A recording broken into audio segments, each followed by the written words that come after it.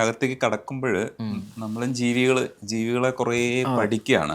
അപ്പോൾ നമുക്ക് ഉണ്ടാകുന്ന ഒരു നോളജ് എന്ന് പറയുന്നത് ഭയങ്കര വാസ്റ്റ് ആയിട്ടുള്ള ഒരു നോളജ് കിട്ടും.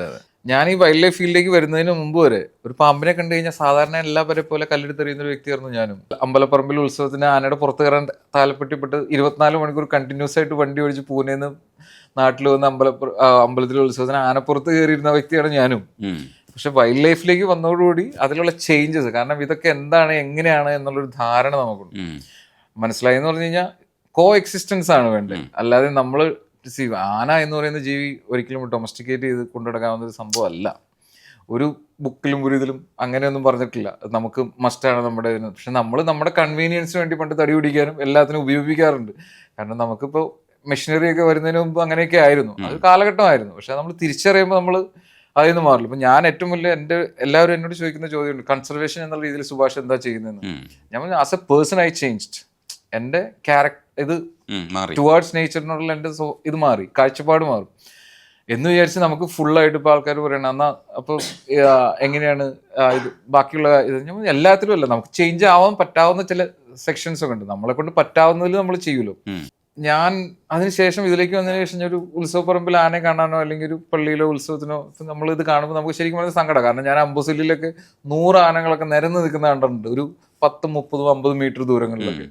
അതായത് അത്രയ്ക്ക് ഇതായിട്ട് അതുങ്ങളൊന്നും ചെയ്യുന്നില്ല. അതിൽ മതം പൊട്ടിയ ആന ഉണ്ടാവും, അല്ലാണ്ടുള്ള ഉണ്ടാവും, എല്ലാം അങ്ങനെ കൂളായിട്ട് നടക്കുന്നു. നമ്മളതിനെ ശല്യം ചെയ്യേണ്ട ദൂരം നിന്ന് അതിനെ വാച്ച് ചെയ്യുന്നു, കാണുന്നു, ഒബ്സർവ് ചെയ്യുന്നു, ഫോട്ടോ എടുക്കുന്നു, പോരുന്നു. പക്ഷെ നമ്മൾ ഇവിടെ കാണുന്ന സീൻ അങ്ങനെയല്ലല്ലോ. അപ്പൊ നമുക്ക് അതിനെക്കുറിച്ച് നമ്മൾ ആന ഇഷ്ടമാണെന്ന് പറഞ്ഞു കഴിഞ്ഞാൽ ഒരു കാര്യം കൂടെ പറയാം. എനിക്കറിയില്ല ഇതെന്തോരും ഇതാവുന്നു. പക്ഷെ എൻ്റെ ഒരു കൂട്ടുകാരനോട് ഞാൻ പണ്ട് ചോദിച്ചാൽ, ഞാൻ അതിൽ ഇൻസ്റ്റാഗ്രാമിൽ സ്റ്റോറി ഇട്ട അരിക്കൊമ്പൻ എന്ന് പറഞ്ഞ ആന വലിയ സംഭവമായിരുന്നു. അതൊരു വലിയൊരു ഇതായിട്ട് കുറേ നാള് എൻ്റെ കുറേ വീഡിയോസൊക്കെ ആൾക്കാർ അരിക്കൊമ്പനാണെന്നൊക്കെ പറഞ്ഞെടുത്തിട്ട് ട്വിറ്ററിൽ ഇതിലേക്ക് ഇട്ടു. അപ്പം ഞാൻ പറഞ്ഞു അത് അരിക്കൊമ്പനൊന്നുമല്ല, അത് ഞാൻ പണ്ട് വാഗമരം എന്ന് പറഞ്ഞ സ്ഥലത്ത് പോയി എടുത്ത ആനയാണ്. അപ്പം അതിലെന്താണെന്ന് വെച്ചാൽ ഈ അരിക്കൊമ്പന് വേണ്ടി കുറേ ആളുകൾ നമ്മൾ സേവ് എന്നുള്ളൊരു നല്ലൊരു ഇതായിട്ട് ചെയ്തല്ലോ.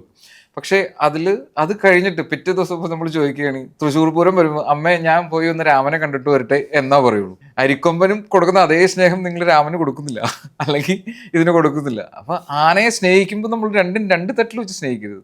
സ്നേഹിക്കുമ്പോൾ കംപ്ലീറ്റ് ആയിട്ട് സ്നേഹിക്കുക. ഇതിനും അതേ വാല്യൂ ഉണ്ട്. പക്ഷെ ഇനിയിപ്പോൾ അതിനെ കാട്ടിലേക്ക് കയറാനൊന്നും പറ്റില്ല. അതല്ല ഞാൻ പറഞ്ഞു. ഇപ്പോൾ ഓരോ ആനകളുടെയും കാര്യം. അപ്പൊ നമ്മൾ ആനസ്നേഹി എന്ന് പറയുകയാണെങ്കിൽ നമ്മൾ കംപ്ലീറ്റ് ആയിട്ട് ആനസ്നേഹിയായിരിക്കണം. നമുക്കതിനെ കൊണ്ടുനടക്കാനുള്ളത് നമ്മൾ തിരിച്ചറിവ് ഉണ്ടാവുമ്പോഴെങ്കിലും മാറണം. ഞാൻ ഒരുപാട് വൈകി തിരിച്ചറിഞ്ഞ ഒരാളാണ്. തിരിച്ചറിഞ്ഞത് അത് എൻ്റെ ഒരു കാഴ്ചപ്പാടാണ് കേട്ടോ. എല്ലാവരും എങ്ങനെ ആയിരിക്കണം എന്നൊന്നുമില്ല. അതിലൊരുപാട് കോൺട്രവേഴ്സ്യൽ ടോപ്പിക്കാണ്. നമ്മൾ സംസാരിച്ച് ചെയ്യുമ്പോൾ ചിലപ്പോൾ നമുക്കതിന് പകരം എനിക്ക് അല്ലെങ്കിൽ തന്നെ മെസ്സേജുകളൊക്കെ കിട്ടാറുണ്ട്.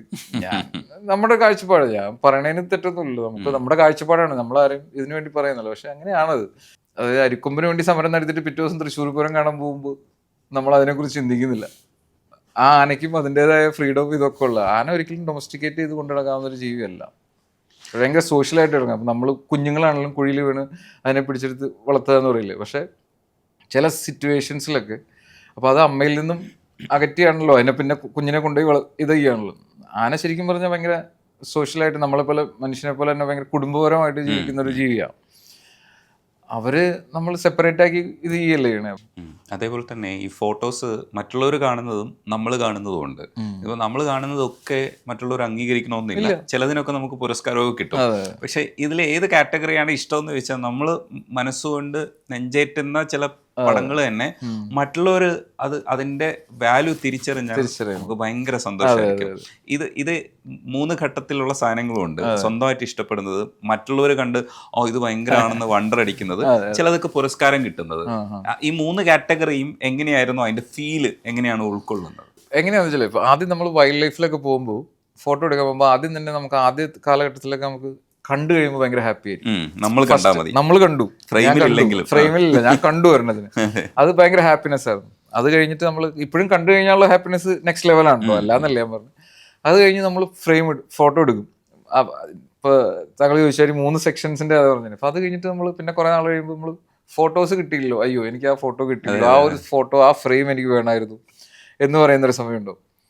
അതും കഴിഞ്ഞിട്ട് വരുന്നൊരു സെക്ഷൻ ഉണ്ട്. അതായത് ഞാൻ ഫോട്ടോ എടുത്തു, ഈ ഫോട്ടോയ്ക്ക് എനിക്ക് എന്തുകൊണ്ട് അവാർഡ് കിട്ടിയില്ല എന്ന് ചോദിക്കുന്ന സീനിൽ എത്തുന്നത്. ഈ അവാർഡ്സ് എന്നൊക്കെ പറയുന്നത് ശരിക്കും പറഞ്ഞു കഴിഞ്ഞാൽ നമ്മൾ ഫോട്ടോയുടെ ക്വാളിറ്റി മാത്രം നോക്കിയിട്ടില്ല. അവാർഡുകൾ എന്ന് പറയുമ്പോൾ ഓരോ ഫോട്ടോയും ഓരോ കഥ പറയണം, അത് കണക്റ്റ് ആവണം. അല്ലാതെ ഫോട്ടോ എത്ര ഷാർപ്പാണ്, എന്തോരം കളറുണ്ട്, എന്തോരം ഇതുണ്ടെന്ന് മാത്രം നോക്കിയിട്ടല്ലല്ലോ അവാർഡ്സ് കൊടുക്കുന്നത്. അവരൊക്കെ ജൂറിയിലിരിക്കുന്നവരൊക്കെ നല്ല വിവരമുള്ളവരാണ്, അവർക്ക് എന്തെങ്കിലും കണക്റ്റഡ് അല്ല. എല്ലാം അല്ല, എല്ലാ അവാർഡ്സും അല്ല, പല ഇതിനും നല്ലതായിട്ടുള്ളതുണ്ട്.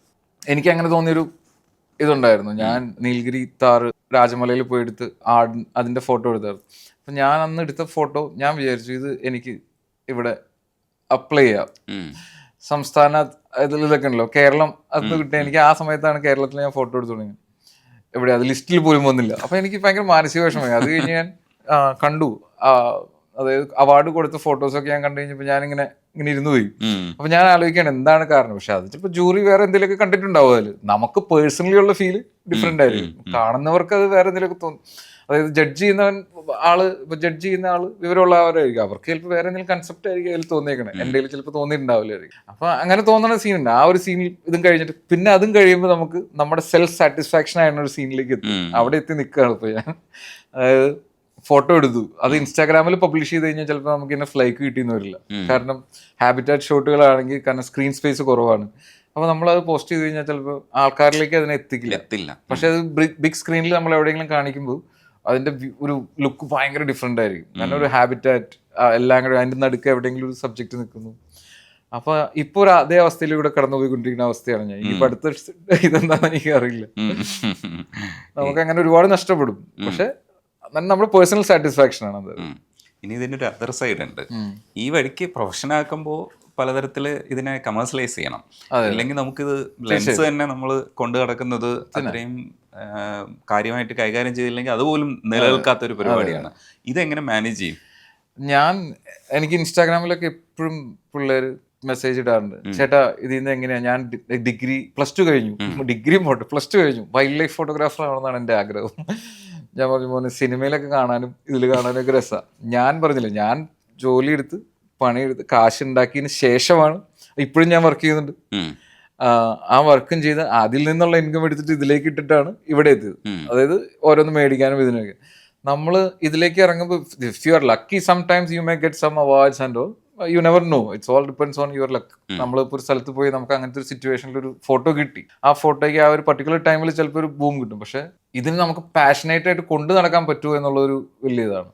നമുക്ക് പാഷൻ മാത്രം പോരാ, ഫിനാൻഷ്യലി ഇച്ചിരി കോസ്റ്റ്ലിസ്റ്റ് ഉള്ള ഹോബിയാണ്. കാരണം ലെൻസും ക്യാമറ 400 2.8 എന്നൊക്കെ പറയുമ്പോൾ നിക്കോണിന്റെ 400 2.8 12+ lakhs ആണ് വില. അതുപോലെ നമ്മൾ ഓരോ ട്രിപ്പുകളും ഓരോ സ്ഥലത്തും കാട്ടിൽ പോകുന്ന ഓരോ സ്ഥലങ്ങളിൽ പോകണമെങ്കിൽ നല്ല കാശ് കൊടുക്കണം. ഒരു ദിവസം കമ്പനിയിലൊക്കെ പോയി JLR-ലോ അല്ലെങ്കിൽ എവിടെയെങ്കിലുമൊക്കെ പോയി താമസിക്കുന്നുണ്ടെങ്കിൽ 8,000 to 9,000 പെർ പേഴ്സൺ ഒക്കെ കൊടുക്കേണ്ടി വരും ചിലവ്. അല്ലാതെയും പോകുന്ന സ്ഥലങ്ങളൊക്കെ ഉണ്ട്.